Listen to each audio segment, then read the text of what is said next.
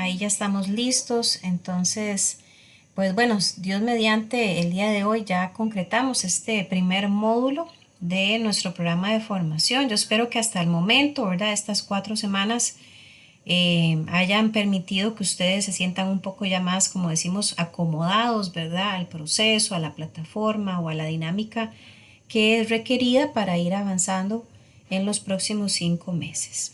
El día de hoy, cerrando este módulo de fundamentos de industria médica, vamos a conocer varios aspectos esenciales, por ejemplo, lo que son las 5 S, ¿verdad? Que es una filosofía que se enfoca en la limpieza y la desinfección. Tiene un origen japonés y de hecho es bastante común verla implementada en la mayoría de las empresas, no solamente de dispositivos médicos, sino de otras ramas. Las 5 S como tal, ¿verdad? Pues son 5 palabras que en japonés empiezan con la letra S y que tienen un significado general de lograr un entorno de trabajo más eficiente, seguro y estandarizado. La particularidad de las 5 S es que debe llevarse a cabo en orden. No podemos saltarnos ninguna de estas ni modificar la manera en que se debe ir realizando una a una. Esto obviamente va a permitir en el campo de la industria médica garantizar la seguridad del paciente, la calidad del servicio y también la eficiencia de los procesos. Este es un sistema entonces que ayuda a eliminar el desorden, a garantizar la correcta localización de instrumentos y medicamentos, que esto es vital, a mantener la higiene y a fomentar una cultura de disciplina y de mejora continua en hospitales, laboratorios, farmacéuticas y en cualquier planta de trabajo. En la industria, en general, ¿verdad? Se han desarrollado, digámoslo así, filosofías híbridas de las 5 S. No sería extraño que por aquí alguno diga, qué raro, yo la conozco como las 6 S o las 7 S. Esas son híbridas. La original, como decimos, son solamente 5. Obviamente las empresas, al haber encontrado tantos beneficios de esta filosofía, eh, han generado, ¿verdad? Adicionales que digamos, adaptan bastante bien a los objetivos que proponen. De hecho, muy comúnmente, una de las S que adicionan es la de seguridad. Pero bueno, vamos a conocer aquí las originales, ¿verdad? Que son las que vemos ahí en pantalla. En esta pequeña tablita de la izquierda, en la primera columna de la izquierda tenemos el nombre, como podríamos decirlo en japonés. Yo les confieso, yo no hablo japonés. Si alguien aquí lo habla y me ve pronunciando mal, ahí las disculpas del caso, ¿verdad? El seiri, el seiton, el seiso, el seiketsu y el chitsuke. En el centro tenemos la traducción al español y muy importante a la derecha tenemos dónde se puede implementar o a qué va dirigido cada una de estas etapas. Las primeras 3 se van a enfocar en actividades que podemos implementar en objetos o en lugares. Y las últimas 2 se implementan en el comportamiento, en la mentalidad de las personas o en la cultura organizacional. Los beneficios, ¿verdad?, que tiene la implementación de las 5 S, muchísimos, aquí solamente mencionamos algunos. Por ejemplo, cuando se implementan hay una mejora en la seguridad, hay una reducción en el desperdicio, se incrementa la eficiencia, hay una mejora en la imagen del negocio, se contribuye al desarrollo de buenos hábitos en los colaboradores, se desarrolla el autocontrol, se mejora la disposición ante el trabajo y se propicia un ambiente seguro, confiable y productivo para todos y todas. El orden de los pasos, como bien lo decía, ¿verdad? Es así tal cual vemos por acá y como igualmente se observaba en la tabla de hace un ratito, empezando por el SEIRI que es clasificación. Y bueno, perdón, antes de arrancar con esta parte, es importante que para aquellos que no conocen, ¿verdad?, de esta filosofía, Lo primero es detectar el lugar, el espacio donde queremos implementar el 5S. De hecho, esto es tan maravilloso que lo podemos aplicar en un espacio tan reducido como un escritorio o tan amplio como una planta o un departamento completo.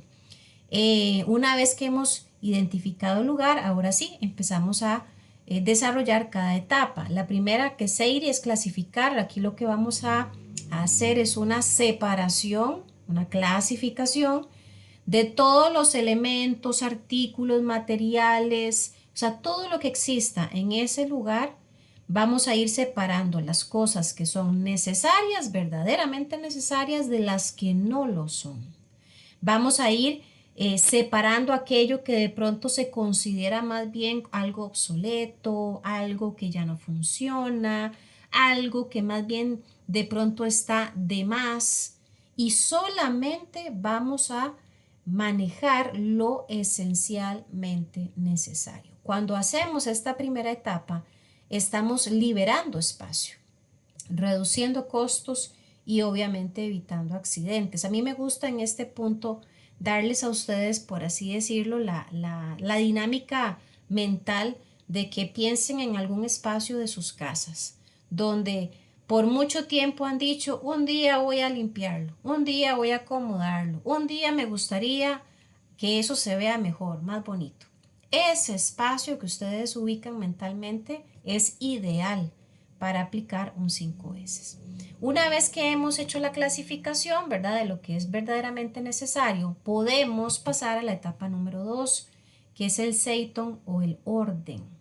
Aquí consiste entonces en ordenar todo lo que nos dejamos, lo que consideramos que era esencial, y darle una ubicación lógica y accesible, un lugar específico.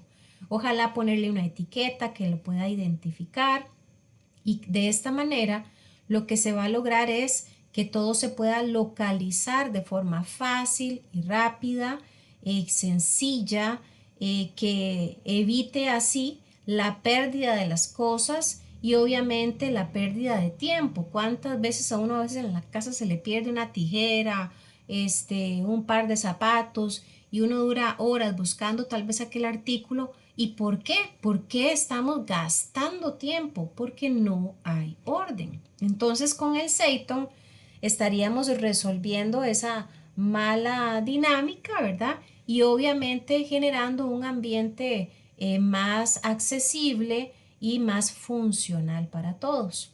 Cuando ya hemos colocado el orden deseado, se pasa a la tercera etapa, que es el seiso, ¿verdad?, que es la limpieza. Vamos a dar una limpieza profunda de todo el espacio, eliminando suciedad, polvo, residuos, manchas, y de esta manera logramos el objetivo primordial, que es mejorar la higiene, la seguridad y la apariencia del lugar de trabajo.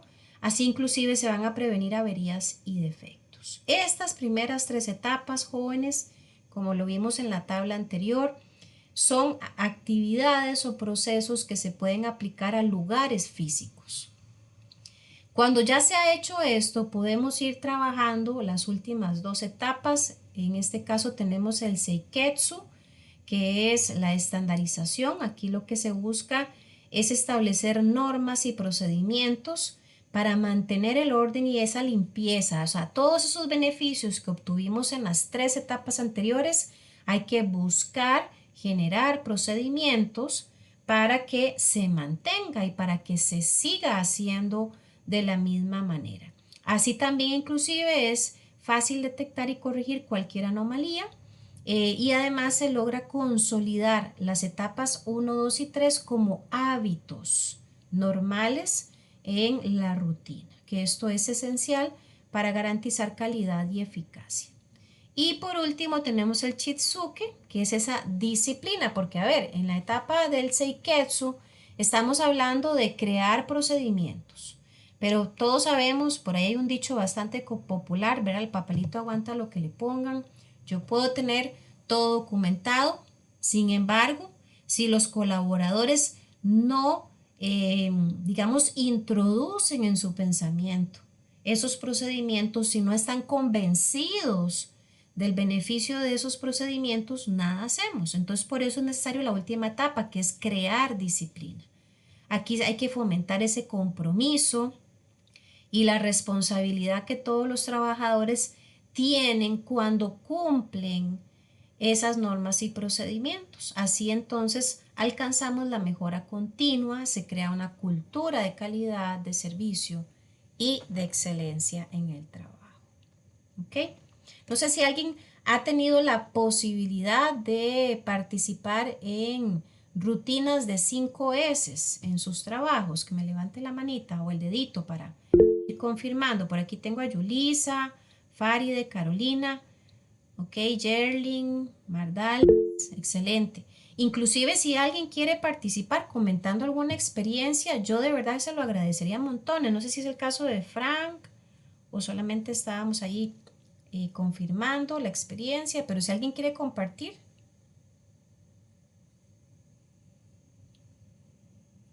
No, ok, bueno, ahí en pantalla, ¿verdad? Me gusta también que veamos ya la implementación de un 5S. Aquí tenemos dos grandes espacios, o más bien, perdón, dos grandes escenarios. Quiero que observen primero el escenario de la izquierda, que es un espacio amplio. Déjenme aquí mejorar la colocación de la imagen. Esta es un espacio amplio, puede ser una planta, ¿verdad? De trabajo. Quiero que vean el antes a la izquierda y el después a la derecha, donde en el antes todo se ve revuelto, desordenado, de hecho hasta complicado de pronto por ahí circular, ¿verdad? Con seguridad.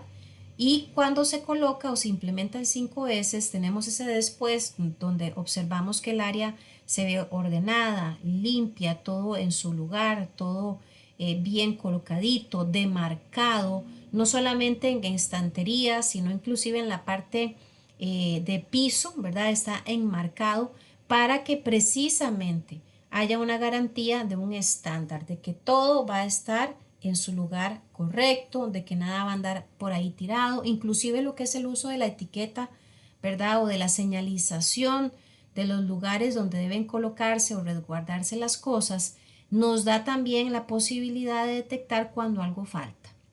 Y son múltiples, ¿verdad? Los beneficios que se alcanzan con la implementación de un 5S, haciéndolo ya una disciplina. Esto, repito, en un espacio amplio, pero también podemos implementarlo en espacios un poco más reducidos, como es este caso, que es un escritorio, ¿verdad? O un puesto de trabajo, una mesita ahí con unos estantes. Permítame por acá, por ahí tal vez. Creo que por ahí está mejor. Tenemos igualmente el antes a la izquierda y el después a la derecha, ¿verdad? En ese antes vemos demasiados elementos, botellas, cajas, ¿verdad? Muchos materiales prácticamente ahí tirados en cualquier parte, sin ningún sentido probablemente, e inclusive hasta poniendo en riesgo de que hayan derrames o que alguno caiga al piso, ¿verdad? Y se quiebre. Mientras que a la derecha, con la implementación del 5S, hay espacio inclusive para trabajar porque tenemos la mesa más libre, ¿verdad? Hay un buen uso de los espacios aéreos, también con organizadores, etiquetas en algunos envases y obviamente teniendo solo lo necesario. Porque si vemos a la izquierda, ahí hay tanto, tanto de todo, probablemente hasta basura acumulada. Yo ahí tengo un dicho un poquito ahí particular con algunas personas que conozco que tienden a, cuando utilizan algunos recipientes, los dejan tirados ahí en cualquier parte, como si de pronto el recipiente tuviera la capacidad de moverse por sí solo al basurero, ¿verdad? Entonces, hay gente que tiene ese tipo de malos hábitos, con el 5S los erradicamos. Simplemente con los primeros 3 pasos ya encontramos grandes beneficios y con los últimos 2, obviamente en la parte de procedimientos y de concientización, esto ya se vuelve cultura general. Y sí, como lo externaba aquí una compañera, se evitan accidentes totalmente, ¿verdad?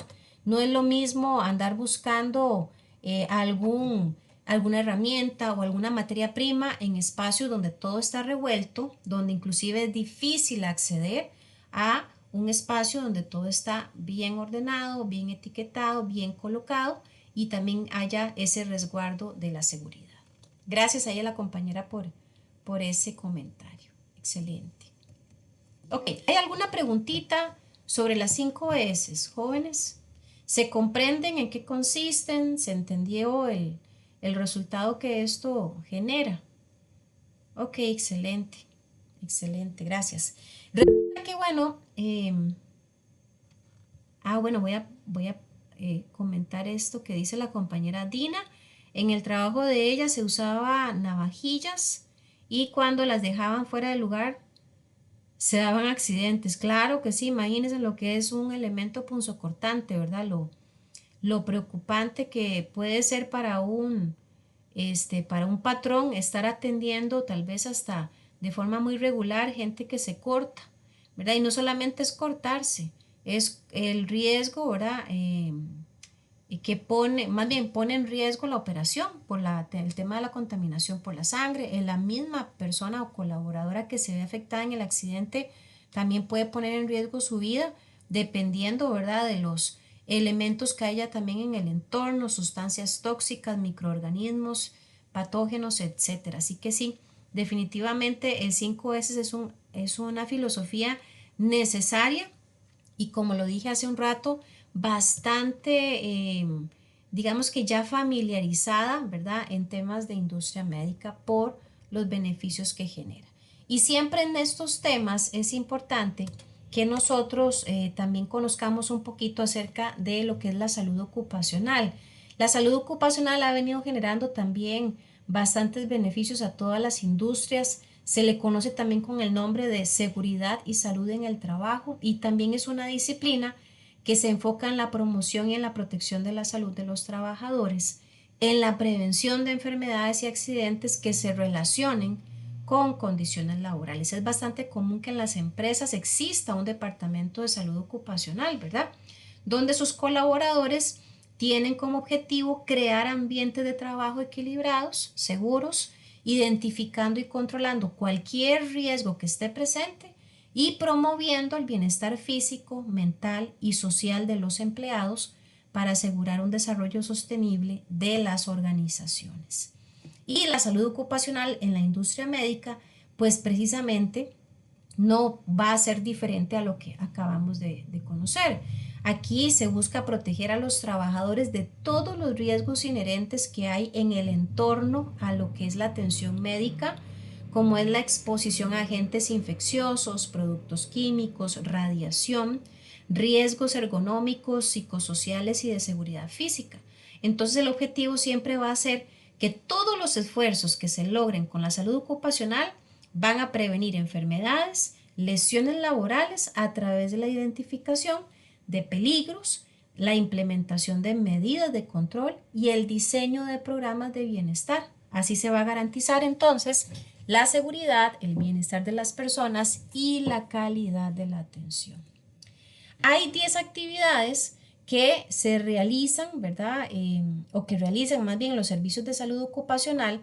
Vamos a ir conociéndolas poquito a poco, porque a veces de pronto por ahí hemos escuchado el término, pero podría ser que sugerimos algo muy pequeñito, llamémoslo así, para lo que es la salud ocupacional y más bien es muy amplia. Hay muchos esfuerzos y actividades que se pueden hacer en esta disciplina y que obviamente permiten proteger a los trabajadores. Por ejemplo, lo que antes se mencionaba en el texto, la evaluación de riesgos laborales.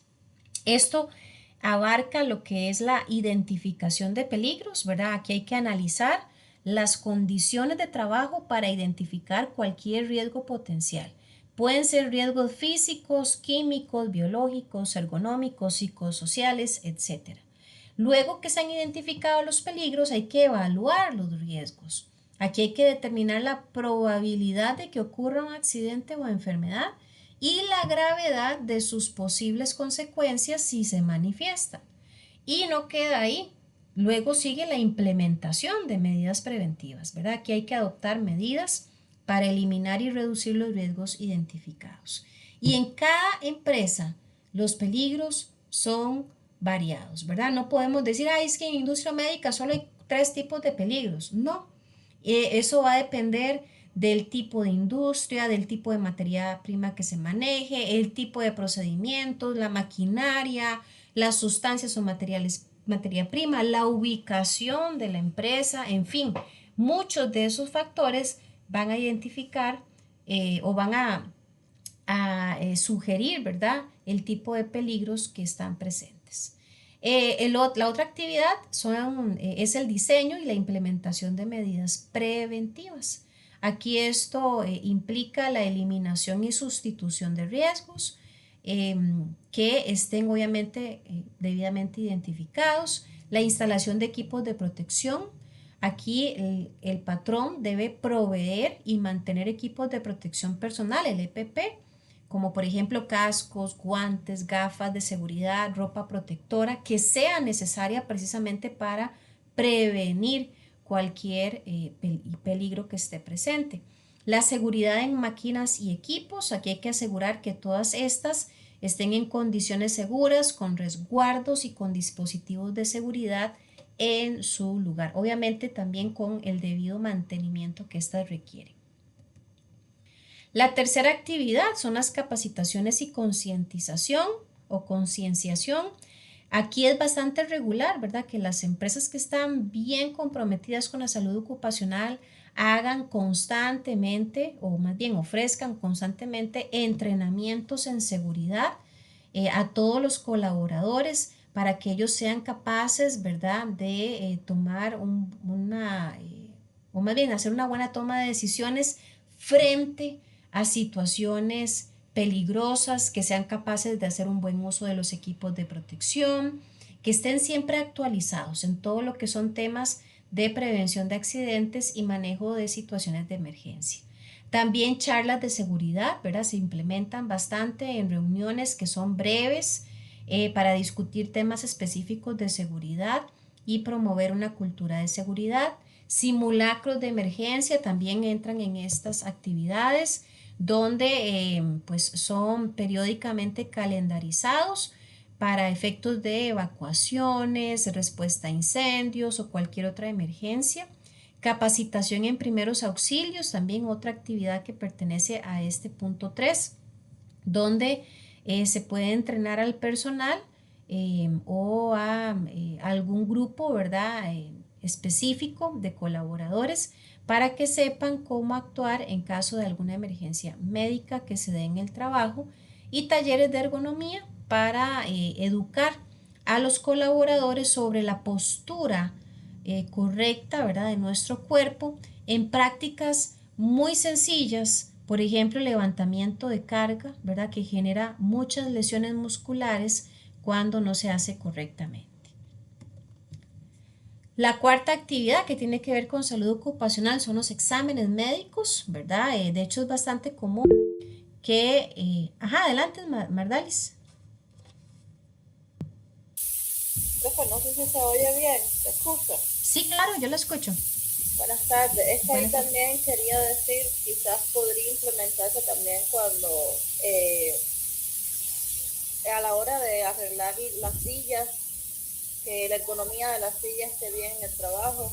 Eso Sí, también puede influir en las partes de la calidad, del control ese de ahí de la medicina ocupacional.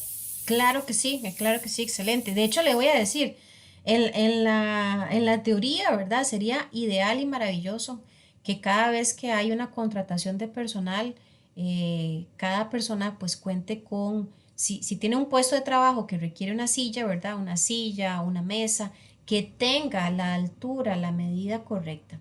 Y de hecho yo sé, ¿verdad?, que en la mayoría de los casos pues hay la posibilidad de que las personas tengan una silla de estas que puede uno adaptar la altura, ¿verdad? Pero uno a veces también encuentra, de pronto por ahí va su comentario, sillas que ya cumplieron su vida útil, ¿verdad? Que ya no tienen esa posibilidad de ajustar la altura o que se mantengan de forma estable, y obviamente con esto pues también se pone en riesgo nuestra salud como colaborador y también hasta pues, se puede ponerse en riesgo la operación, ¿verdad? Por una caída, porque de pronto la silla solita vino y se bajó y ya uno estaba ahí tal vez con algún proceso y generó algún movimiento que no era necesario precisamente por esa situación y ya ahí se afecta.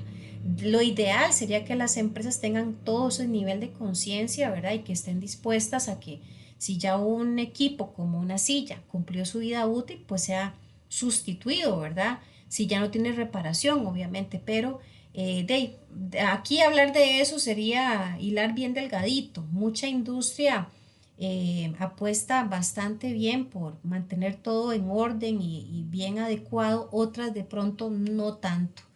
Pero ojalá el día de mañana, si alguno de ustedes tiene la posibilidad de participar, si no es que ya lo hace, de un área de salud ocupacional o inclusive de calidad, que tengan al menos, ¿verdad?, esta conciencia y que también puedan hacer aportes, sugerencias, levantar la mano, levantar la voz, como decimos, para que se den cambios significativos, ¿verdad?, en la mejora de los equipos. Muchas gracias ahí, compañera. Les decía en el punto 4 los exámenes médicos ocupacionales, ¿verdad? Los primeros exámenes de ingreso que son bastante comunes, donde se hace evaluaciones médicas del personal que va a ingresar para establecer cuál es su condición de salud inicial, ¿verdad? Y ver si es apto para desempeñar su labor. También van a haber exámenes periódicos, regulares, programados para monitorear la salud de los trabajadores en caso de que se detecte alguna enfermedad que se genere a raíz de las actividades que hace regularmente en el trabajo, que se llaman enfermedades ocupacionales. Y exámenes de egreso, o sea, cuando ya tal vez son despedidos o de pronto la persona renuncia, se hacen exámenes para verificar, ¿verdad?, que la persona colaboradora que está retirándose eh, esté en buena condición, que no haya sufrido de pronto alguna afectación de salud, ¿verdad?, durante el tiempo que estuvo en la empresa. Esto inclusive hasta para el resguardo de la misma compañía. También está la promoción de la salud. Se generan programas de bienestar, iniciativas que fomentan, por ejemplo, hábitos saludables como campañas de nutrición, programas de ejercicios físicos, charlas de salud mental, también vacunaciones, campañas específicas y prevención de enfermedades crónicas, donde se desarrollan programas de detección temprana y de control de enfermedades como hipertensión, diabetes o colesterol. Estos esfuerzos también son de salud ocupacional. Otra actividad también en este tema es la gestión de estrés y de salud mental. Aquí hay algunas empresas ofrecen apoyo psicológico, ¿verdad? Servicios de asesoramiento y apoyo psicológico para ayudar a los empleados a manejar el estrés y otros problemas de salud mental. También ofrecen talleres de manejo del estrés, donde se enseñan actividades técnicas de relajación y de manejo de situaciones estresantes, fomento de equilibrio trabajo-vida, creándose políticas para evitar el agotamiento como horarios flexibles y promoción de descansos adecuados. La séptima actividad es el monitoreo y control ambiental. Aquí debe haber un control de exposición a sustancias peligrosas a través de la medición y control de cualquier producto químico, polvo, ruido, vibraciones que estén presentes. Evaluaciones ergonómicas, un poquito aquí de lo que mencionaba la compañera sobre la silla, ¿verdad? Análisis de las estaciones de trabajo para mejorar la postura y reducir riesgos de lesiones. Gestión de residuos peligrosos. Deben implementarse prácticas seguras para el manejo y la eliminación de residuos peligrosos. Como punto 8, la gestión de emergencias. Deben darse simulacros de evacuación regulares para que los empleados sepan actuar, ¿verdad?, frente a una situación así, por ejemplo, en caso de incendio. Planes de respuesta a emergencia, desarrollar y difundir planes de acción para diferentes tipos de emergencia, por ejemplo, derrames de químicos, terremotos, inundaciones, torbellinos, huracanes, etc. Punto 9, las auditorías e inspección, punto que curiosamente a nadie le gusta, pero resulta que es necesario, ¿verdad? Las auditorías internas generalmente desarrolladas por colaboradores que pertenecen a la empresa. Estos pues las deben realizar de forma regular para evaluar qué tan eficaces han sido las políticas y los procedimientos de la salud ocupacional.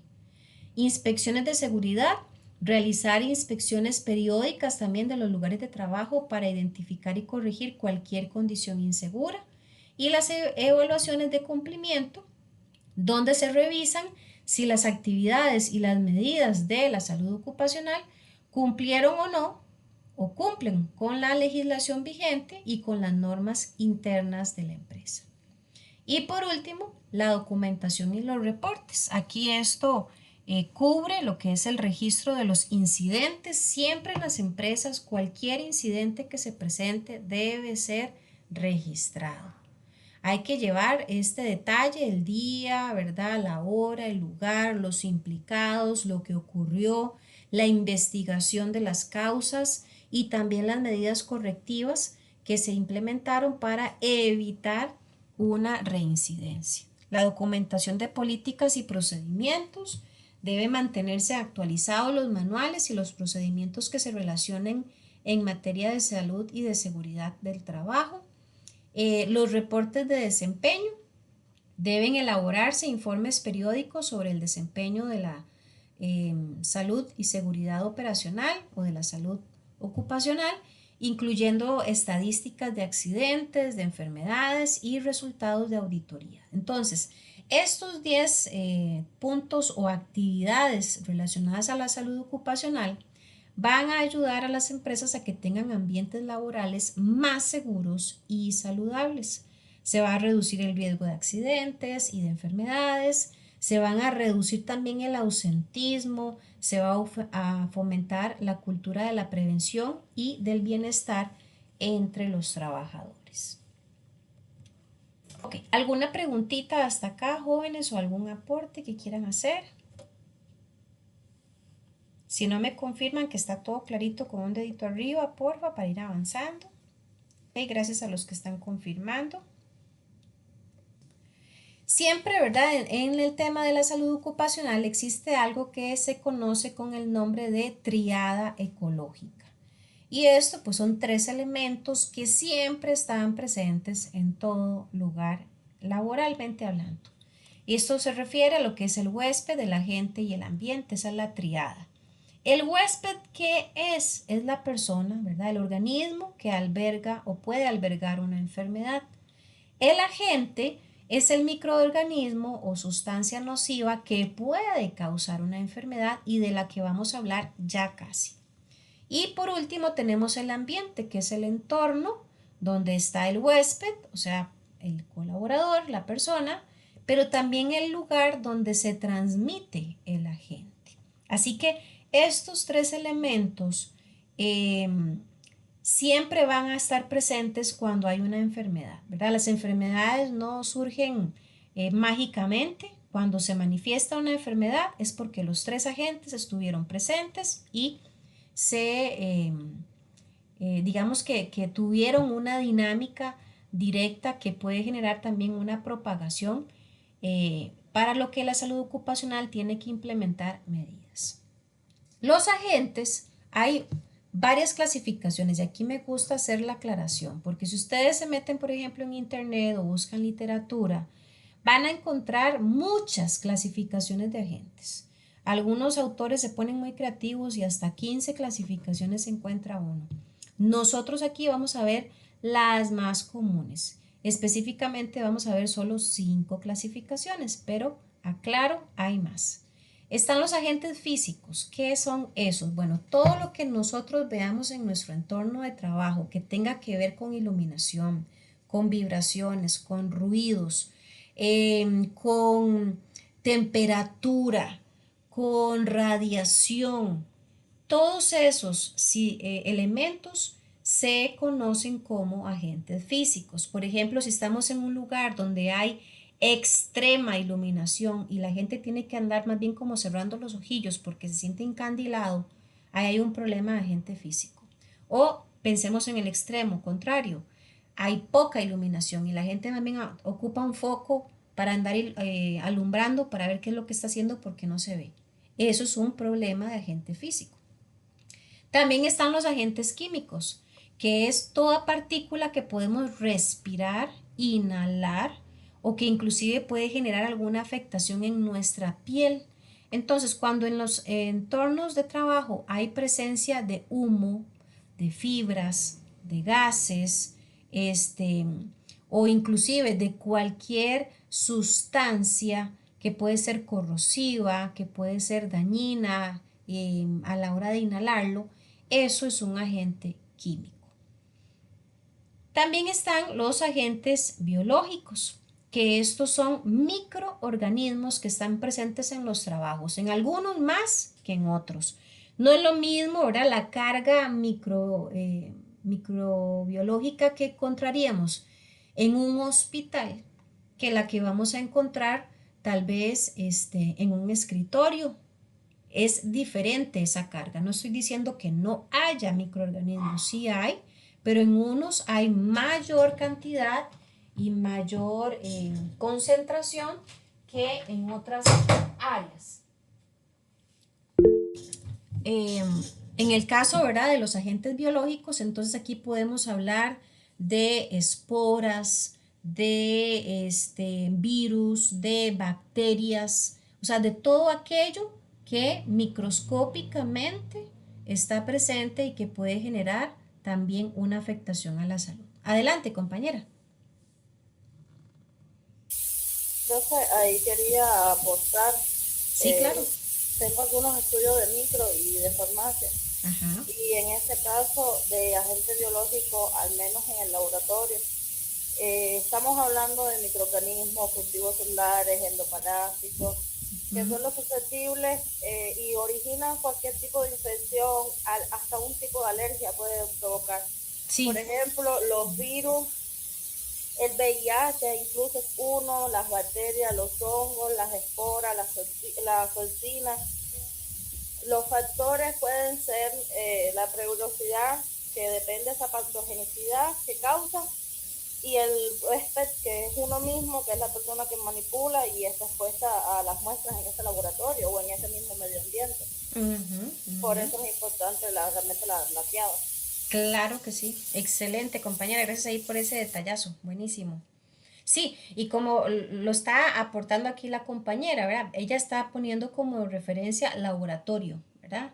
Entonces, hay un sinnúmero de espacios que tienen que ver con industria médica donde precisamente los agentes biológicos están presentes en mayor cantidad y también, llamémoslo así, en mayor diversidad. No es lo mismo los colaboradores que trabajan en una planta, de pronto simplemente desarrollando una manipulación de materiales, llámese plásticos, papel o telas, a lo que manipula, ¿verdad? Un laboratorista químico o un médico o un enfermero. Todos ellos están expuestos a agentes biológicos, sí, pero en menor o mayor concentración o variedad, precisamente por lo particular de sus trabajos. Y luego tenemos también los agentes psicosociales, ¿verdad? Que tienen que ver con esos riesgos del clima laboral. Y de pronto aquí, tal vez algunos se salven, no sé, pero creo que todos hemos pasado por malas experiencias con malos jefes o con malos líderes o con malos compañeros. O cambiémosle el término malo, pongámosle una palabrilla ahí que estaba bastante, este, digamos que regular de usar, tóxicos, ¿verdad? Ese tipo de colaboradores, bien sea líderes o compañeros, que definitivamente de sus bocas no sale nada positivo, todo es negativo, todos son problemas, y que terminan generando también división, peleas, situaciones que terminan afectando nuestro nivel de desempeño laboral porque no tenemos paz, no estamos tranquilos, nos sentimos acosados, nos sentimos perseguidos, nunca quedamos bien, nos viven regañando por más que nos esforcemos ese tipo de situaciones entran también en un tema de la salud ocupacional y se conoce como agente psicosocial. Y por último, en esta clasificación que estamos desarrollando, tenemos los riesgos disergonómicos, que tiene que ver con la ergonomía, con el tema de la postura, un poquito ya lo habíamos mencionado hace un momento, posturas forzadas, movimientos repetitivos, levantamiento de carga, trabajo de oficina, diseño de puestos de trabajo que tal vez no fue el más óptimo. Todo aquello que en nuestro entorno está generando una afectación en el área, llamémoslo así, muscular o esquelética, ¿verdad? Puede generar daños a la salud y esto, todo lo que lo genere, entonces entra en esta clasificación de riesgo. Es importante, es importante porque creo que más adelante lo vamos a ver. Muchas veces, ¿verdad? Vemos que aquí dice agente, agente, agente y el último dice riesgo. En unas diapositivas más adelante vamos a desarrollar el término del concepto de riesgo como tal y coincide la clasificación de los nombres que vemos aquí en pantalla, porque a fin de cuentas el agente representa un riesgo. Así que en las industrias estos agentes o riesgos están presentes, ¿ok? Otros aspectos también funcionales, y creo que no lo mencioné al principio de la clase, hoy tenemos muchos conceptos, muchísimos conceptos que abordar. Todos tienen que ver con la salud ocupacional. Por ejemplo, los daños ocupacionales son todas las lesiones físicas o psicológicas, enfermedades o patologías que un trabajador sufre a causa o por el transcurso de las actividades laborales que realiza. Y hay al menos 5 tipos de daños ocupacionales. Tenemos los accidentes de trabajo, ¿verdad? Que aquí, si yo preguntara cuántos han sufrido un accidente de trabajo, calculo que la mayoría va a levantar la mano y empezando por mi persona. Ya yo un par de veces me he tenido unas buenas caídas, ¿verdad? En el trabajo. De hecho, una de ellas me llevó al hospital. Entonces, el accidente de trabajo va a ser esa lesión eh, que inclusive podría traducirse en muerte, ¿verdad?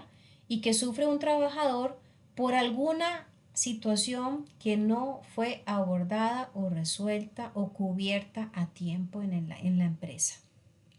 También están las enfermedades de trabajo, que son situaciones o estados de salud, ¿verdad? Que surgen por consecuencia directa de las actividades que se realizan en la empresa. Aquí, la exposición, por ejemplo, a algún agente nocivo puede generar una afectación eh, que puede traducirse, perdón, en una situación que se puede reparar al corto, al mediano plazo o inclusive no repararse, ya generando inclusive la necesidad de una incapacidad, perdón, permanente. La fatiga laboral, que es el estado de agotamiento físico, mental y emocional, son esas 3 áreas que se ven agotadas y que ocurren por la exposición prolongada a factores laborales como carga de trabajo, turnos largos o irregulares y estrés. Esto va a generar cansancio, una disminución en el rendimiento de la persona, aislamiento, insatisfacción y todo eso se traduce en problemas de salud. También está la insatisfacción laboral, que es un sentimiento de descontento con el trabajo. Aquí también, si yo les pido que levanten la mano, yo también levanto la mano. En algún momento, ¿verdad? Algún trabajo que he tenido me ha generado este daño ocupacional, la insatisfacción, y que surge precisamente por la exposición a ambientes tóxicos, ya en la parte, digamos, social de convivencia, ¿verdad? Bajos salarios, escaso crecimiento profesional, y esto obviamente provoca un malestar, un descontento en el trabajador y en pocas palabras o en palabras muy ticas, ¿verdad? Se agüeva. Ya no quiero ir a trabajar, ya ese lugar no me gusta, pero tengo que ir porque ocupo de pagar deudas. Entonces ese tipo de situaciones termina siendo un daño ocupacional que debe ser atendido por la salud ocupacional. Y por último, el envejecimiento prematuro, que es la aparición acelerada, anticipada de algunas discapacidades físicas que no son normales a cierta edad. Por ejemplo, hay gente que pierde, perdón, la visión, la audición, la capacidad de concentración, de movimiento de alguna articulación, y tal vez es un muchacho, una muchacha de 20, 25, 30 años y ya padeciendo un tema de envejecimiento de su cuerpo a una edad que no corresponde, pero ¿por qué? Por el tipo de trabajo que tiene. Y aquí hago una alerta para los que no sabían. Industria médica, ¿verdad? Es una de las eh, actividades que más envejecimiento prematuro genera, precisamente por el tema de los turnos de trabajo. Para nadie debería ser un secreto que el cuerpo humano fue diseñado de forma natural para trabajar de día y descansar de noche. Pero sabemos que en industria médica, así como en otras industrias, es bastante común el tema de los turnos, ¿verdad? La gente trabajando de noches, madrugadas, y esto acelera el envejecimiento. Así que estos daños ocupacionales no son un secreto para nadie, y en los esfuerzos que hace el Departamento de Salud Ocupacional deberían de contemplarse, ¿verdad? Cualquier actividad, procedimiento o tarea que genere el menor impacto posible en ese tipo de daños. Ok. Otros conceptos que también se trabajan o utilizan bastante en salud ocupacional son estos tres en pantalla. A veces tienden a confundirse o a utilizarse a la ligera, y es importante que podamos discriminarlos. Tenemos el incidente, el accidente y la enfermedad. El incidente es un evento inesperado que ocurre pero sin consecuencias negativas inmediatas.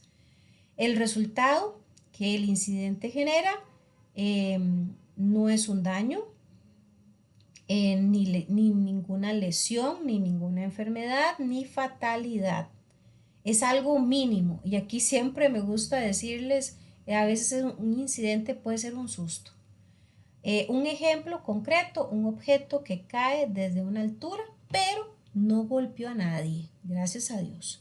Un resbalón, pero la gente no perdió el equilibrio del todo y no se cayó. Eso fue un susto, un incidente. Cuando no hay fatalidad, cuando no hay una lesión física, entra este concepto. Ahora veamos el del centro, el accidente. Es un evento, al igual que el incidente, pero esto es también inesperado. Nadie se levanta un día y dice, ay, mira, qué ganas de accidentarme, voy a irme a accidentar. Bueno, en buena teoría y en las personas sanas mentalmente no lo piensan así, ¿verdad? A diferencia del incidente, es que es violento. El accidente es violento, es inesperado y tiene resultados negativos. Eh, Causa o podría causar daños, lesiones físicas, deterioro de la salud e incluso la muerte. Ejemplo, un trabajador sufre una fractura al caer de una escalera mientras realizaba su función. Y luego tenemos la enfermedad, que es un proceso. Esto no es un evento, es un proceso paulatino y gradual. O sea, yo no me voy a levantar hoy y hoy se me hace una enfermedad. No, la enfermedad es algo gradual. Empezó a generarse poco a poco por la constante exposición de alguna situación. Va a generar un deterioro de la salud que se va generando entonces con el tiempo, con el paso del tiempo, a causa de funciones o entornos de trabajo. Ejemplo, la pérdida de audición debido a la exposición constante a ruidos fuertes en el lugar de trabajo sin el uso tal vez de un equipo de protección, fue lo que faltó ahí. ¿Ok? ¿Se entiende la diferencia, jóvenes, de estos tres conceptos? Si me pueden confirmar, por favor, o si hay alguna duda, pues me la hagan saber. Ok, excelente. Vean esto, qué interesante. Ahí tenemos un par de los conceptos que acabamos de ver y estamos sumando dos más. Y las imágenes pues nos quieren hacer una explicación más funcional. Condición insegura. La condición insegura, que es la imagen de la izquierda, la primera, tenemos ahí, ¿verdad? Pues levantamiento de una carga donde una de las partes está en mal estado. Eso es una condición insegura. Luego vemos el acto inseguro, que es manteniendo ahora esa condición insegura, hayan dos personas transitando abajo de ese cargamento. Eso es un acto inseguro. Nadie está viéndose afectado, pero no es seguro. Luego tenemos el incidente, que es que la carga pues se suelte, caiga al piso, no genera un daño a las personas más que el susto. Y luego tenemos el accidente, donde lamentablemente la carga cae encima de las personas, las golpea o inclusive les puede generar muerte. ¿Ok? Y siempre también en relación con el tema de accidentes, vamos a conocer lo que es la teoría de la causalidad. Esto establece que un evento ocurre como consecuencia de otro evento. O sea, nada es por mala suerte. Hay gente que dice, ay, yo hoy me levanté con el pie izquierdo y por eso me pasó de todo, me caí, me mojé, se me perdió la plata. No, no, no, no, no. Eso no existe de acuerdo a esa teoría. Lo que dice es que hay algo que genera esa consecuencia. La relación causal implica que la causa debe preceder al efecto y a menudo se presenta en una cadena donde un evento se convierte en la causa de otro y así sucesivamente. Un ejemplo claro es cuando una persona tropieza con un obstáculo y su caída, que es la causa, provoca una lesión en la rodilla, que es el efecto. Y resulta que hay dos tipos de causa. Están las condiciones físicas inseguras y las acciones personales inseguras. Que para eso tenemos estas dos imágenes. La primera imagen, permítanme ajustar aquí. La primera imagen, bueno, si me deja.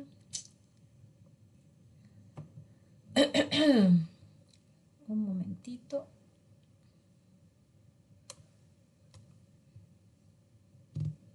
Ahí. Bien, esa primera imagen, quiero que observen bien. Esta primera imagen me dice lo que es una condición insegura. Quiero que observen que hay bastantes cables, pero más allá de solo cables, que de hecho pues muestran desorden, ahí no hay etiquetados, ahí prácticamente hay que adivinar probablemente qué cables de qué cosa. Aparte de ese desorden hay polvo, hay suciedad, hay humedad. Y yo les pregunto, ¿será una buena combinación? Cables que obviamente representan de una u otra manera electricidad. Es una buena combinación. Cables con humedad, cables con polvo, cables con suciedad. Es una buena combinación. ¿Quién me ayuda? Es una preguntita. No, ¿verdad? Correcto. Así como están respondiendo los compañeros y escribiendo aquí la compañera Cintia. No es una buena combinación. Entonces, esto es una condición insegura. Vemos el de la derecha. Este muchacho que está haciendo malabares. Colocó en una carretilla una gran cantidad de cajas. Probablemente él pensó, mira, qué pereza hacer varios viajes. Mejor voy a hacer uno, me lo voy a jugar. Sí, de pronto cuando empezó a colocar las cajas en la carretilla todo estaba bien, pero cuando quiso dar movimiento a la carretilla, eso se convirtió en un acto inseguro. Un acto inseguro.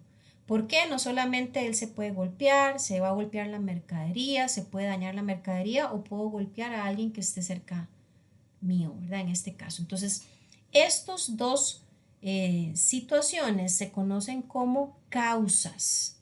Así que cuando alguien sufre una situación, ¿verdad? O un accidente, no es por mala suerte, es que se generó la teoría de la causalidad, o sea, que eh, hubo un evento que generó la consecuencia. A veces dice la gente, uy, es que hoy fue un mal día porque llegué tarde. Y resulta que ese llegué tarde no es porque tuviera mala suerte, es que se levantó tarde, O sea, no puso el reloj, no se planificó bien el día, lo dejó el bus. Bueno, dicen por ahí, el bus no deja a nadie, es que uno no llega a tiempo a la parada. Entonces, a veces tendemos también en el trabajo, ¿verdad? A de pronto por ahí señalar, uy, es que vio lo que pasó, el accidente, el compañero que se cayó, pobrecito, es que a él siempre todo le va mal, es que vio lo que pasó con la carga, que se dañó, qué mala suerte. No, no, no. Hay que averiguar qué o cuál fue el efecto que generó esa consecuencia. Si fue una condición insegura o una acción o acto inseguro. Por aquí tenemos también dos conceptos también bastante relacionados en la salud ocupacional y que a veces tienden a confundirse. El peligro y el riesgo. El peligro es cualquier cosa, situación, acto o elemento que tiene la capacidad intrínseca de causar daño, lesión o un evento adverso. Ejemplo, un cuchillo sin protección, un piso resbaladizo o una sustancia química tóxica. Luego tenemos el riesgo, es la combinación de la probabilidad de que el peligro se convierta en un daño concreto y la severidad de las consecuencias que ese daño podría tener. Ejemplo, usando los ejemplos del peligro, vean qué interesante. En el caso del peligro, el primer ejemplo decía un cuchillo sin protección, punto.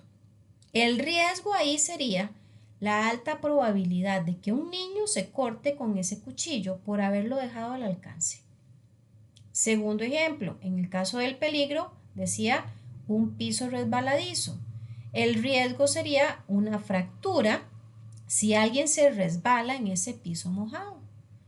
Eso va a generar la probabilidad, ¿verdad?, de que ocurra dependiendo del tráfico o de la velocidad del evento. O sea, qué tanta gente va a transitar por ese lugar y a qué velocidad transita.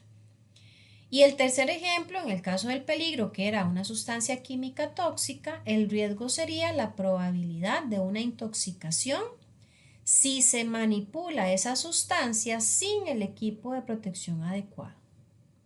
¿Se entiende, chiquillos? ¿O hay alguna pregunta?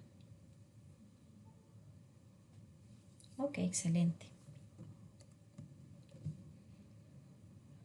Vemos estos, los tipos de riesgos laborales. Recuerden que yo hace un ratito cuando veíamos los elementos, ¿verdad?, de la salud ocupacional, que era la triada, que son tres, el agente, el huésped y el ambiente, les decía que el agente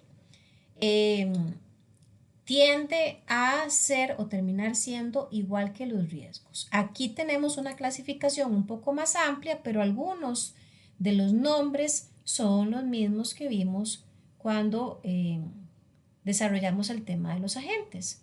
Vean por aquí, a grandes rasgos, tenemos los riesgos, biológicos, psicosociales, físicos, químicos, ergonómicos, y aquí se está sumando riesgos mecánicos que tienen que ver con la manipulación de maquinaria o herramientas que podrían generar, por ejemplo, quemaduras, cortes, raspones o atrapamiento. Y también lo que son riesgos ambientales, ya esto obedece a aspectos de la naturaleza, haber algún fenómeno de la naturaleza que pueda poner también en riesgo la labor de las personas. Otro aspecto también de la salud ocupacional y que obedece a esos esfuerzos que vamos a ver en las empresas es la señalización. O sea, todo lo que ustedes vean demarcado, señalizado, etiquetado, ¿verdad?, para llamar la atención, para advertir, para obligar, para informar, es parte de la salud ocupacional.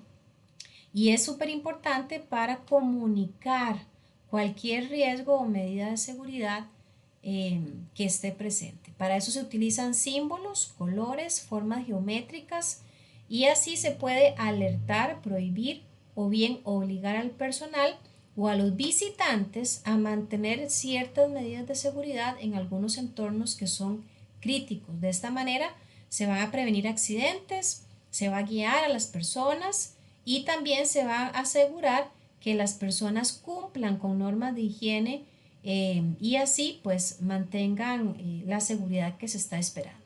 Hay diferentes tipos de señalización, por ejemplo están las señalizaciones de prohibición, que son estas, generalmente en color rojo, donde hay una línea transversal generando esa comunicación de que algo es prohibido, ¿verdad? Casi siempre son redondas y de esta manera pues alertamos a las personas acerca de actividades o acciones que no se permiten. Tenemos también lo que es el manejo de incendios, en este caso simbología de extintores, donde deben existir, ¿verdad?, la presencia de estos en varias áreas de trabajo. Tenemos por otro lado las señales múltiples, donde hay unión de varias señales. En este caso vemos, por ejemplo, no estacionar, la colocación de manguera, ¿cómo se llama esto? Lugares específicos para botar basura. También están las señales fotoluminiscenses. Un momentito. A veces quiere y a veces no quiere. Vamos a ver.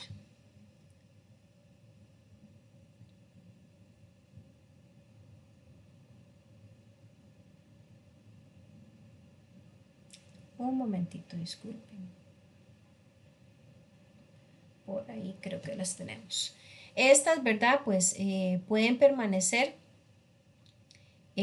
o pueden permanecer iluminadas ante cortes eléctricos. Entonces van a guiar, por ejemplo, a las personas a espacios o zonas de evacuación.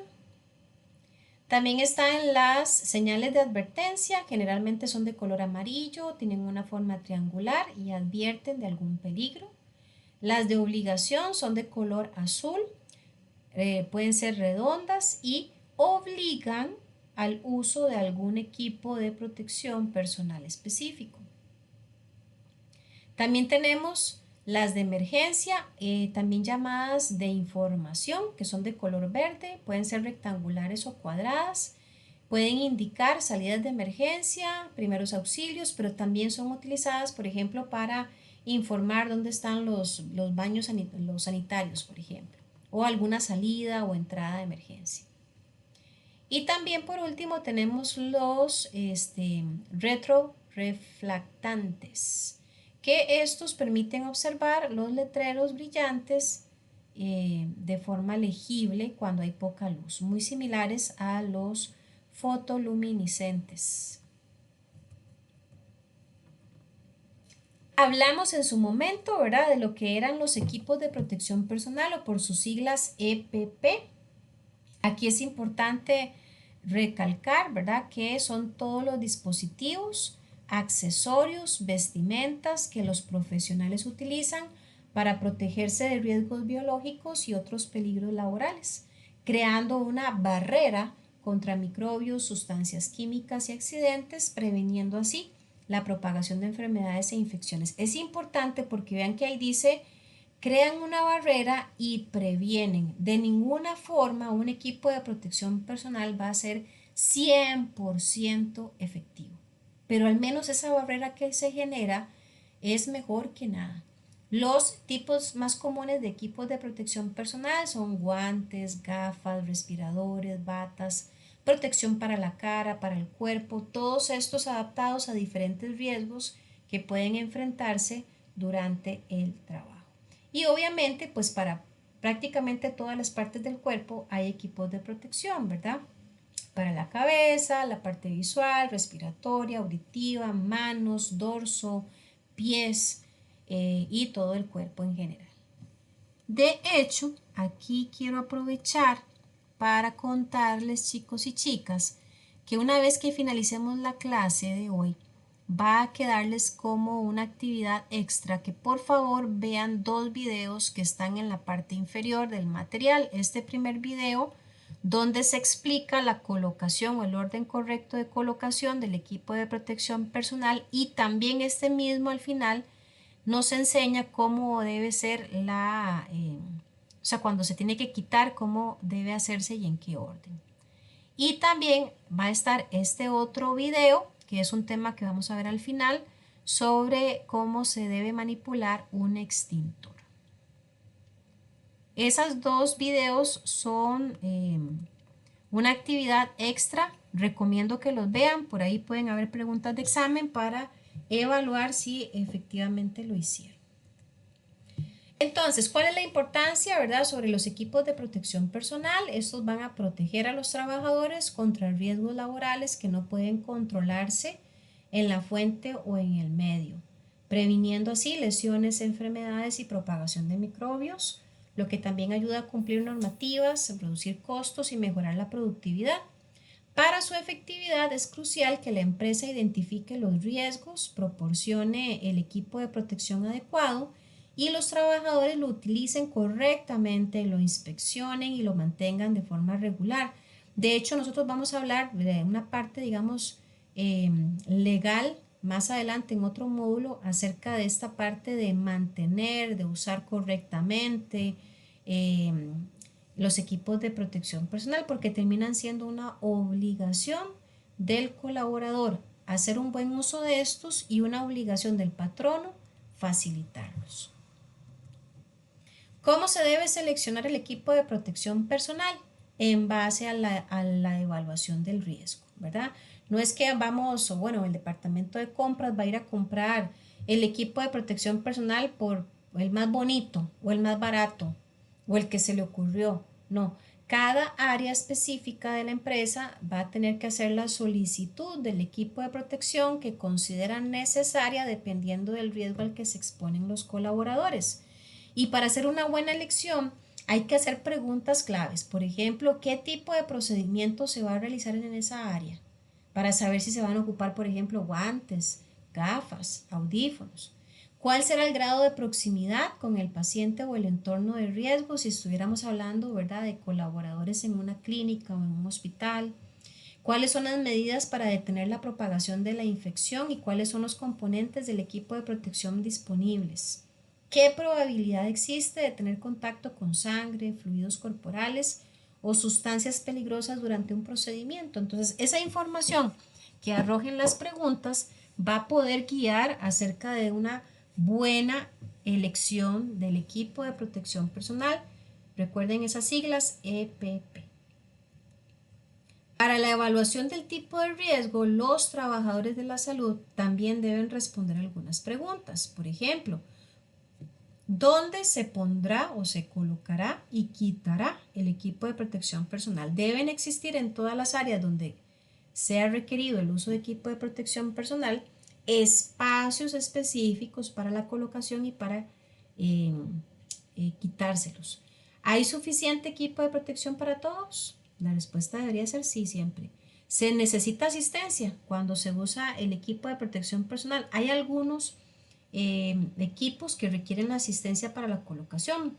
No sé si ustedes tendrán conocimiento, de pronto han visto en películas, inclusive cuando algunos médicos, ¿verdad?, deben ingresar a la sala de operaciones, requieren asistencia para la colocación de algunas piezas para que no se contaminen con la manipulación de sus propias manos.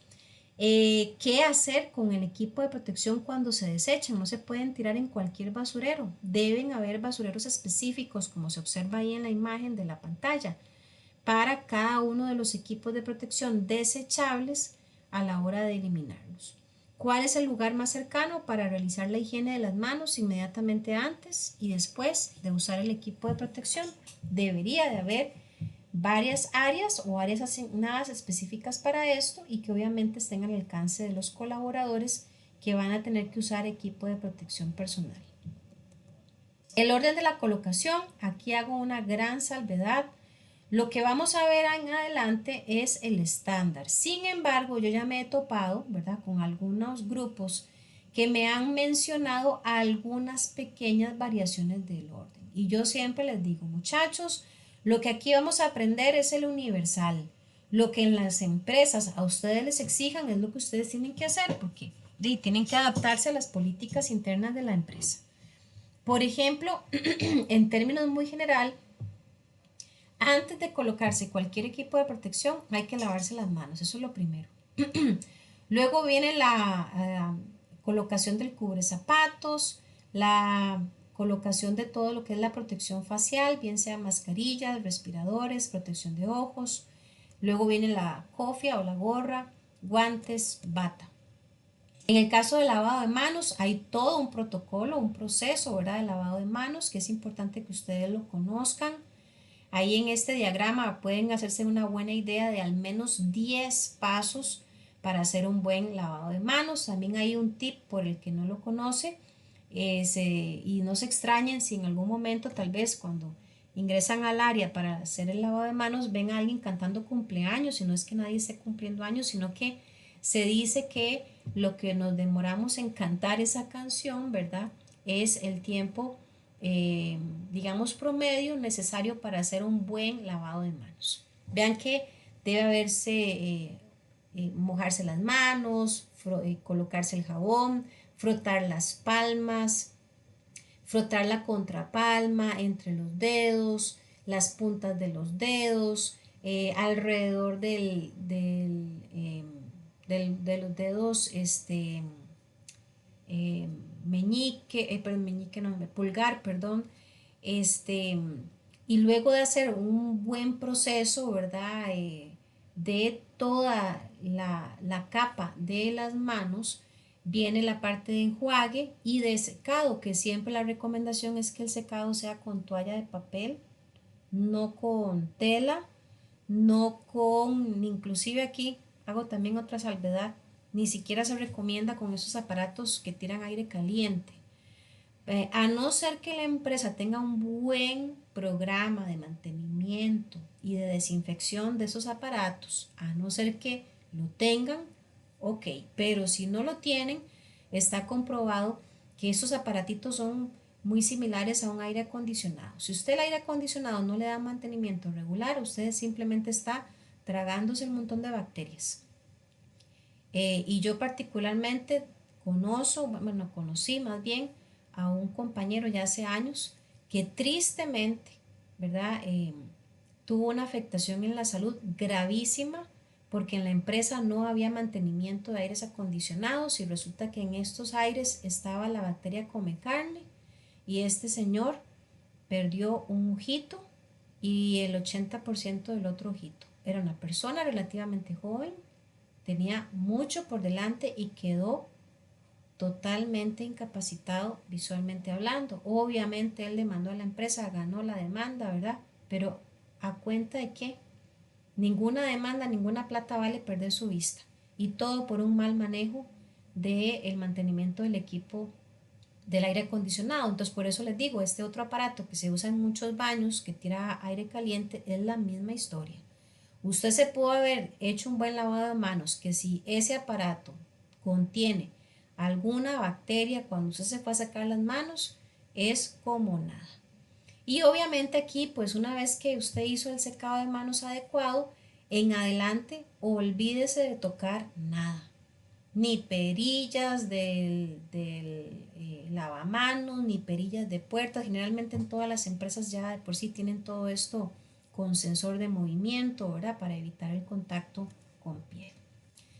Cuando se viene la colocación del cubrezapatos, aunque también hago la aclaración, esto que estamos viendo o abordando se va a entender muchísimo mejor con el video que ustedes van a tener que ver como actividad extra finalizada la clase. El cubrezapatos pues obviamente va a proteger que cualquier suciedad que contenga nuestro zapato ingrese, ¿verdad?, a las áreas limpias. Así que debe cubrir correctamente el zapato. De hecho, se recomienda siempre no usar zapatos con cordones, pero si anda cordones, los cordones tienen que quedar bien asegurados adentro de este cobertor para que no anden ahí colgando y exponiendo entonces el ambiente. La colocación de las mascarillas, ¿verdad? Estamos hablando aquí de mascarillas desechables. Estas van a ayudarnos a evitar la diseminación de gotas respiratorias por parte de las personas que las utilizan. No están diseñadas para protegernos contra inhalación de partículas muy diminutas. Para eso hay otro tipo de mascarillas. Hay que escoger la más adecuada y obviamente hacer una buena colocación de esta, como inclusive se observa en este diagrama. Inclusive se recomienda que una vez que usted lo va a quitar o a eliminarla, para evitar que alguien por accidente la reutilice, lo ideal es cortarle los elásticos, ¿verdad? Depositarla en una bolsa y luego en el basurero correspondiente. Siempre lavado de manos antes de colocársela y después de eliminarla. Los protectores visuales, que hay de diferentes estilos, como vemos ahí en pantalla. Importante aclarar que los lentes de contacto no sustituyen el protector visual, ni siquiera los lentes que compramos en ópticas o lentes clínicos. Y aquí yo sé que puedo generar debate porque ya me lo han dicho en otros grupos, profe, a nosotros nos dicen que podemos usar los lentes de ópticas y nada más les ponemos unos accesorios para evitarlo. Bueno, hay empresas que tristemente con tal de no invertir porque para ellos no es invertir, para ellos es gastar en la compra de este tipo de equipos, optan por decirle al empleado use sus lentes normales. Y ahí de una u otra manera podríamos poner en riesgo la operación, ¿verdad? Y a cuenta de que, pero bueno, cada cabeza es un mundo y cada empresa también. Obviamente cuando usamos los lentes que vemos en pantalla, que son los adecuados, la recomendación es cuando ya hemos terminado la tarea, quitarlos, limpiarlos, desinfectarlos y almacenarlos de forma correcta, y que cuando volvamos a utilizarlos, pues también hay que volverlos a desinfectar y limpiar. La gorra o cofia, estas también son desechables, o sea, es la recomendación. Deben estar bien colocadas en la cabeza para evitar que el cabello quede expuesto. Si se utilizan las reutilizables, que generalmente son de tela, pues obviamente estas habría que lavarlas para volverlas a utilizar después. Los guantes deben cubrir completamente el puño de la bata, como se ve en la imagen de pantalla. Estos deben usarse solo una vez, son desechables y deben cambiarse frente a la duda de que se hayan perforado. O sea, frente a cualquier mínima duda de que se rompió el guante, esto hay que cambiarlo inmediatamente. Si se puede cambiar, y si no, es colocar otros guantes encima. Hay de látex, de goma, ¿verdad? Y de cualquier otros tipos de materiales que son impermeables. Es importante conocer si se es alérgico a alguno de estos materiales para pues no hacer eh, un uso, ¿verdad? Innecesario de un equipo que va a dañarnos, sino usar el adecuado. Y como siempre, antes de colocárselos hay que haberse lavado las manos y que esas manos estén secas. No se debe colocar el guante en manos mojadas o húmedas.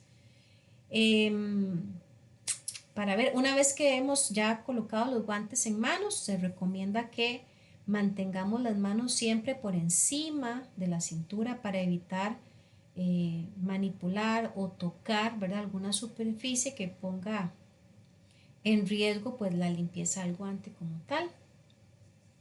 Y cuando se van a hacer procedimientos diferentes, pues no deberían de usarse el mismo guante para evitar una contaminación cruzada. Este por acá también es un ejemplo de cómo se coloca y se retiran los guantes. También hay un procedimiento como tal para hacerlo de forma correcta. La bata quirúrgica, mandiles o delantales, estos dependiendo de la actividad y de la cantidad de fluidos a los que nos expongamos, debe ser escogida, obviamente de material impermeable, y cuando se ha terminado la labor para la cual se colocó, pues hay que desecharla o colocarla en el receptáculo identificado para esto. Probablemente esto después va a ser llevado a lavandería si no estamos hablando de una bata desechable. Aquí hago una salvedad, chicos y chicas, para los que toman nota. La diapositiva número 36, 37, 38 y 39, repito, 36, 37, 38 y 39. Viene una tablita donde se desarrolla a detalle también cada una de las partes del cuerpo y el tipo de equipo de protección personal que se debe utilizar, así como el tipo de riesgos que pueden cubrirse. Yo no los voy a ver aquí porque se los voy a dejar a ustedes también como actividad extra para comprobar lectura. Esto lo hacemos porque nos hemos estado dando cuenta en algunos casos que algunos estudiantes por ahí no están leyendo el material. Entonces es importante, ¿verdad?, que pues tengan conocimiento de toda la información que se les está facilitando para efectos del técnico. Y también es una manera de comprobar esa lectura para dar una buena respuesta en preguntas de examen. Entonces repito, diapositiva 36, 37, 38 y 39, viene una tabla que ustedes van a revisar por favor después de finalizada la clase. Y el último temita que vamos a abordar en esta clase es el tema del fuego, ¿verdad? En salud ocupacional. Este es un riesgo, ¿verdad? Conocido como incendio y que podría representar para los trabajadores y para el lugar de trabajo una catástrofe total, ¿verdad? Si no hay un buen manejo, si no hay una cultura ni procedimientos preventivos. Hablábamos hace un rato sobre temas de simulacros de evacuación, ¿verdad? De la parte también de capacitar al personal. Para prevenir el fuego se debe controlar las fuentes de calor e inflamables, mantener las instalaciones limpias, instalar alarmas y contar con equipo de extinción adecuado. Los empleados deben implementar planes de evacuación, capacitar a los empleados en simulacros y procedimientos de emergencia y realizar evaluaciones de riesgo para identificar y mitigar peligros. El fuego en la industria médica, bueno, ya sea en hospitales, en laboratorios, representa siempre un riesgo grave debido a materiales inflamables como gases, medicinales, líquidos y textiles, así como equipos electrónicos y cocinas. Las consecuencias pueden incluir pérdidas de vidas, interrupciones de tratamientos, daños materiales y pánico. Para evitar, se deben implementar protocolos de seguridad estrictos, sistemas de detección y extinción de incendios, almacenamiento seguro de materiales, un tema que hemos abordado, capacitación del personal y mantenimiento regular de equipos, siguiendo normativas como las que dicta la NFPA. ¿Cuáles son los elementos del fuego? O sea, para que un fuego se manifieste, tienen que estar presentes estos elementos: el combustible, el comburente y la energía de activación. El combustible es cualquier material que puede arder, pueden ser sólidos, líquidos o gases. El comburente es el oxígeno, ¿verdad? Generalmente es el oxígeno que está presente sí o sí y que reacciona con el combustible. La energía de activación es la fuente de calor, o sea, la chispa, la fricción o la reacción química que se necesita para iniciar la combustión. Y la reacción en cadena, ¿verdad?, que es el proceso que mantiene el fuego una vez que inició, liberando calor que se transfiere a otros combustibles. Algunas medidas de prevención y de control de fuego. Las evaluaciones de riesgo, siempre en todas las empresas debe haber una identificación de las fuentes de ignición posibles y de materiales combustibles. El control de las fuentes de ignición, alejar fuentes de calor y chispa y revisar las instalaciones eléctricas.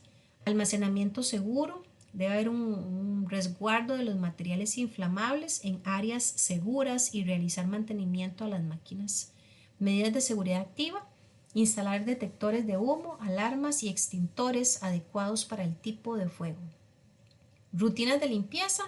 Mantener las áreas de trabajo limpias para evitar la acumulación de desechos que puedan arder. Mantenimiento y uso de equipos. Inspeccionar periódicamente los equipos de seguridad como extintores, detectores y mantener las rutas de evacuación despejadas siempre. La gestión de emergencias. La gestión de emergencias involucra la presencia de planes de evacuación, ¿verdad?, donde hayan rutas de escape bien claras y señalizadas. La capacitación del personal, que debe estar formado en cuanto al uso correcto de extintores. Y a mí me encantaría aquí también preguntarles a saber cuántos de ustedes saben manipular un extintor. Nada hacemos con que el extintor esté en la pared, esté en la cocina, esté en el carro, si no sabemos usarlo. reconocimiento de alarmas y procedimientos de emergencia, simulacros de incendio periódicamente para saber cómo actuar, el uso de la tecnología, implementando sistemas de detección temprana y monitoreo para una respuesta rápida, porque en temas de fuego, cada segundo hace la diferencia. Los riesgos específicos del fuego en la industria médica, bueno, sabemos que es bastante común la presencia de gases medicinales, materiales inflamables, equipamiento eléctrico, sistemas de climatización y bienes farmacéuticos o biomédicos. Todos estos de una u otra manera presentes y siendo pues un riesgo latente para que el fuego se manifieste en cualquier momento si no hay medidas de prevención adecuadas. El fuego tiene 5 clasificaciones, así como hay tipos, de extintores. Si vemos en este recuadro a la izquierda, tenemos estas letrillas, ¿verdad? A, B, C, D, K. Así se clasifica el fuego. El fuego tipo A es aquel que se genera por madera, papel, tela, basura o cualquier otro material ordinario. Y resulta que para cada tipo de fuego hay extintores específicos. Para este en particular se podrían utilizar extintores que contengan agua, espuma, polvo, ABC o agente químico. Cualquiera de esos 4 sirve. Luego tenemos el fuego tipo B, que es el que se genera por gasolina, aceite, pintura u otro líquido inflamable. Aquí solo podríamos utilizar extintores de espuma, de polvo ABC o de dióxido de carbono. El fuego tipo C es el utilizado generalmente, o el que se genera más bien, por equipos electrónicos y aquí solamente podría utilizarse el extintor tipo ABC. El fuego tipo D se genera por metales combustibles y solamente se podría utilizar el extintor ABC o el de dióxido de carbono. Por último tenemos el fuego tipo K, que se llama comúnmente el fuego de las cocinas, porque se genera por el aceite vegetal, animal o grasas, y aquí solamente funciona el extintor de agente químico. Por aquí también tenemos un pequeño diagrama del paso a paso para lo que es la activación de un extintor, pero para estos efectos es que les estaba también señalando hace un rato que abajito está el video donde vamos a poder aprovechar mejor o conocer mejor la activación de un extintor. ¿Ok?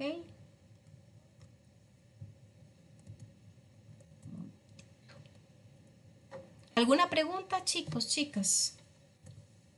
¿Algún aporte? ¿Algo que quieran compartir sobre la materia? Adelante.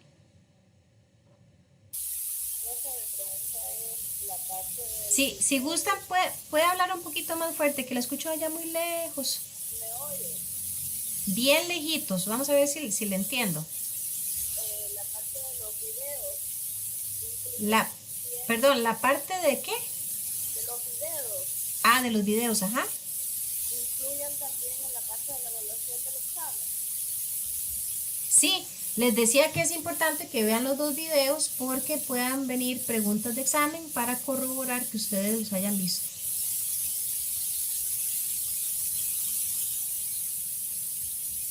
¿Ok?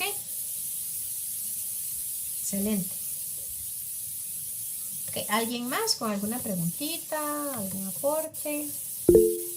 Adelante, Carolina. Profe, Sí. una pregunta, porque si nosotros los que estamos conectados, digamos, estamos en la clase, estamos viendo lo que usted está explicando, podemos ver los videos y todo, ¿por qué no lo explica usted? O sea, ¿por qué nosotros tenemos que volver a ver eso? Si nosotros, la mayoría, digamos, a veces terminamos la clase y uno puede hacer el examen de una vez. Ajá. Entonces, digamos, los que no se conectan son los que deberían de ver los videos y como los recuadros que dijo ustedes de las diapositivas. Sí, sí, compañera. En ningún momento yo no he dejado de ver el material. Cuando estábamos viendo lo de los recuadros de los equipos de protección, ahí los vimos y el recuadro que les pedí que leyeran es porque viene a detalle. Y además es para reforzar. La parte de la colocación del equipo de protección, también vimos unos diagramas y les dije que el video, que es más representativo, puede afinar detalles, al igual que el uso de los extintores. Para eso estamos viendo inclusive este diagrama, ¿verdad? Donde viene la forma en que se debe activar. Pero es información siempre de apoyo, como en cualquier otra, digamos, clase. Si usted de pronto ahí ha llevado algún cursito, por ejemplo, de Lina, ha ido a la universidad, es bastante común que se dejen actividades extra para que el estudiante también, por un tema, digamos, de reforzamiento, pueda desarrollarlo. Así como ustedes lo tienen que hacer, igualmente lo van a hacer los compañeros que no se conectan a la clase.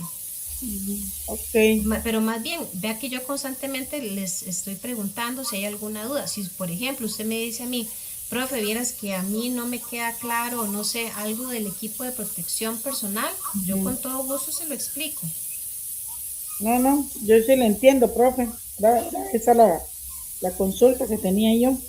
Ok, ahora bien, si usted de pronto me dice, profe, ¿y qué tal si vemos el video aquí en vivo? Si ustedes quieren, yo lo puedo proyectar, no tengo problema.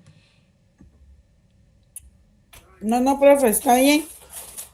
Bueno, por mí no hay ningún problema. Lo único que, como a veces, de uno por el trabajo y todo eso, digamos, como que a uno le queda más, los que estamos conectados, ¿verdad? Como más fácil, sacar este espacio como para ver todo el programa en sí. ¿Me entiende? Todo lo que usted está dando. Pero sí lo estamos viendo, ¿verdad? No, no es que no lo estemos viendo. Sí, Y está bien, profe. realmente acá este videito que estoy proyectando en pantalla, que es el de la colocación del equipo de protección personal, déjeme confirmarle, tiene una duración de menos de 7 minutos, casi los 7 minutos. Ajá, poquito. Y sí, es que son videitos cortos, ¿verdad? Tampoco son largos. Y el del extintor, de menos de 2 minutos, ¿verdad? Es corto, pero con todo gusto, si quieren, se los activo y los vemos acá, no hay ningún problema. Sí, profe, si quieren. Ok, está bien, vamos a ponerlo aquí. Bien, Vamos a ver gracias, entonces, profe. con todo gusto. Vamos a generar aquí este video. Nada más me confirman, bueno, aunque aquí no es mucho del sonido, es más como de observar, ¿verdad? La dinámica que se va a ver. Pero si tienen alguna dificultad con cómo se está visualizando el video, por favor me levantan la mano para ver cómo resolvemos. De preferencia, y si... Pregunta, ¿están escuchando el audio del video? Ok, excelente. Entonces continuamos con este video de colocación del equipo de protección personal para reforzar lo que ya vimos. Siempre que sea posible, el equipo de protección personal se colocará al lado de un observador, el cual revisará que todo el equipo se coloque de manera correcta.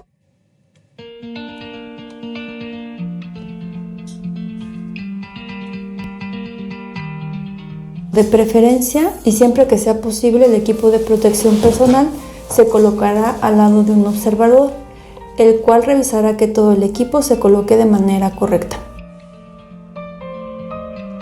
Realice la higiene de manos de manera convencional.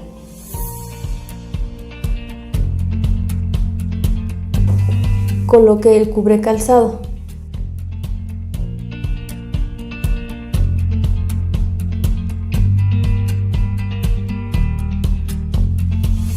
Es importante que si tiene contacto con su calzado que está sucio, realice de nuevo higiene de manos. Una vez terminada la higiene de manos con la técnica convencional, coloque el respirador N95 tomándolo con su mano dominante.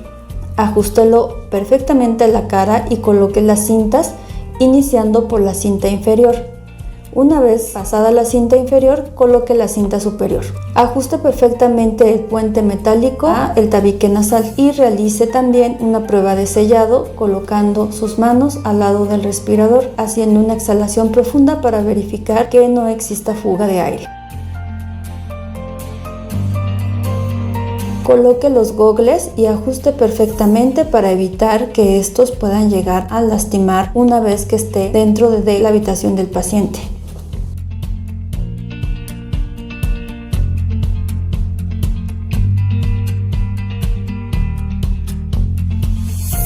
Coloque el gorro para cubrir por completo su cabello y orejas.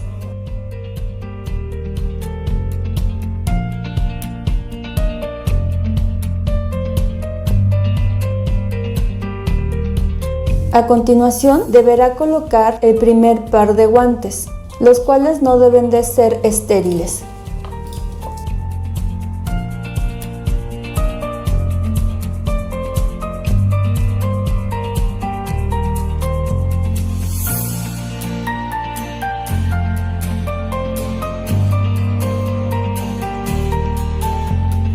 Ahora coloque la bata.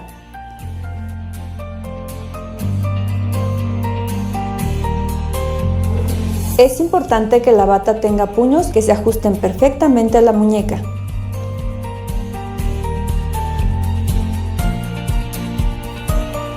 Una vez colocada, deberá sujetarla con las cintas tanto superiores como inferiores.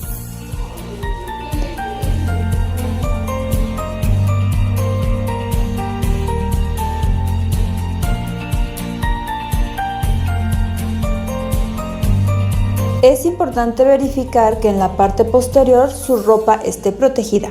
De no ser así, pide ayuda para poder hacer los ajustes necesarios.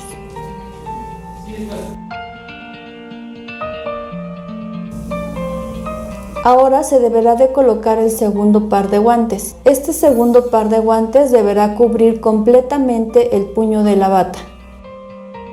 Por último, verifique que la comodidad del equipo de protección sea el adecuado. Si es necesario, ajústelo antes de entrar. Recuerde que estando dentro de la habitación no podrá hacerlo, ya que existe un riesgo mayor de que se contamine.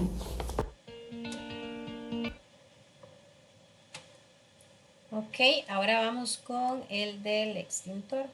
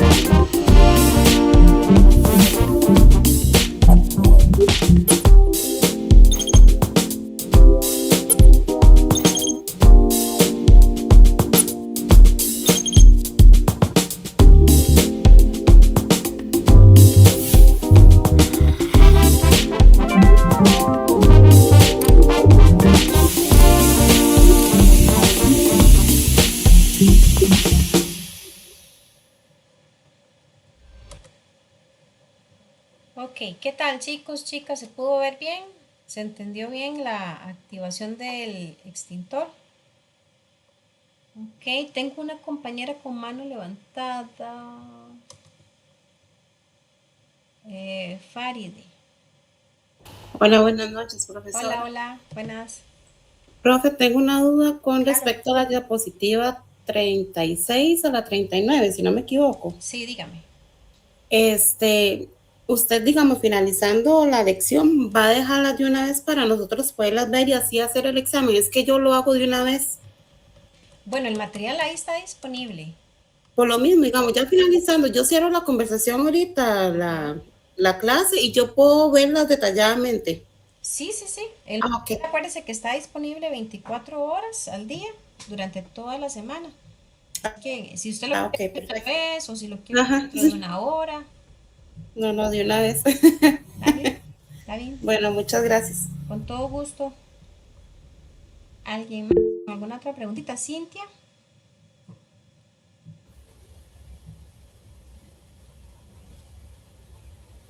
Hola.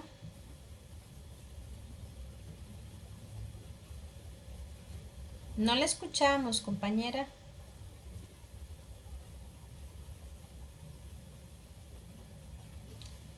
Hola, hola.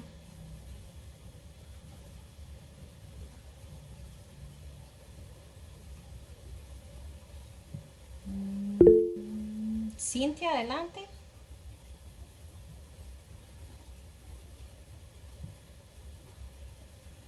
Algo pasó con Cintia. No tengo audio. Si gusta, me hace la preguntita aquí por el chat y la leo. Tranquila, no se preocupe. Vieras que yo escucho como un ruido de fondo, pero no, no le escucho la voz. De hecho, se tiene el micrófono abierto, pero no se le escucha. Ahí ya creo que lo cerraste.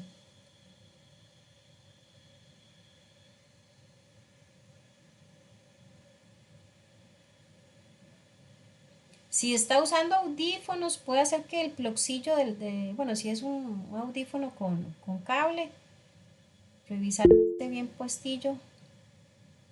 Los extintores se leen en las instrucciones. Me está preguntando por cómo se usa el extintor o sobre el tipo de extintor. Ah, el paso a paso. Sí, correcto. Generalmente el extintor, inclusive ahí en el videito que hace un ratito vimos, casi siempre viene así como un pequeño diagramita del paso a paso. Y igualmente, acá en el material, la última diapositiva, aquí está, ¿verdad? Viene también los pasos a seguir, que es retirar primero que todo este seguro, ¿verdad? Que es como un pasador que llaman. Luego de quitar ese seguro, bueno, más bien, perdón, se supone, ¿verdad? En buena teoría, que la empresa cuando coloca los extintores hizo una evaluación del entorno, observó qué tipo, ¿verdad?, de elementos o materiales habían ahí y en esa medida determina si hubiera un tipo de fuego, cuál sería. Cuando ya tiene claro qué tipo de fuego podría presentarse en esa área, hace la compra del extintor correspondiente. Como vimos antes, hay diferentes tipos de extintor, o sea, con contenidos distintos. Se coloca en la pared, visible, con un letrero. Importante, no lo mencioné, los extintores tienen una fecha de caducidad que también hay que estar monitoreando. No vaya a ser que haya un extintor que está vencido, ¿verdad? Una vez hecho esas salvedades, perdón, se quita entonces, bueno, se saca del gabinete o donde esté colgado, se quita el pasador, que es como un seguro, luego se tiene que presionar esta palanca, ¿verdad?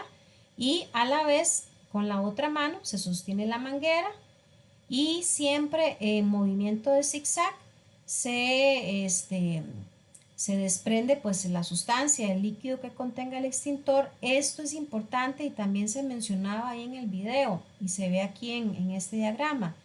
No se le debe tirar, llamémoslo así, a las llamas, ¿verdad? Se le tiene que tirar a la base, porque ahí es donde se va a ahogar el fuego.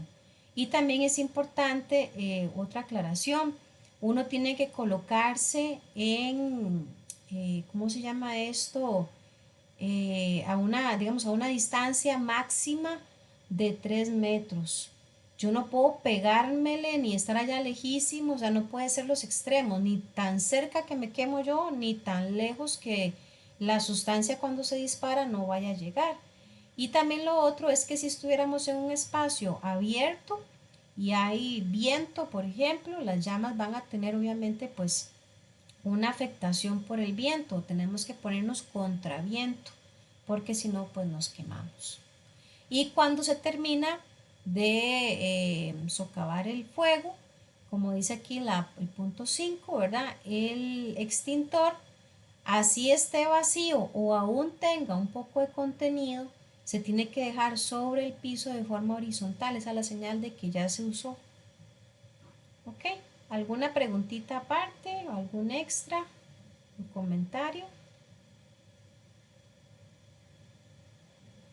Ay, perdón, no le había leído a la compañera Cintia otras cositas que puso por aquí. Digo que hay posiciones en grados 45-90. Sí, bueno, básicamente lo que se habla es de cuando se active el extintor sea hacia la base, ¿verdad? Hacia el piso donde se está generando el fuego. Con todo gusto, compañera. Igualmente, chicos y chicas, aquí el examen ya está disponible.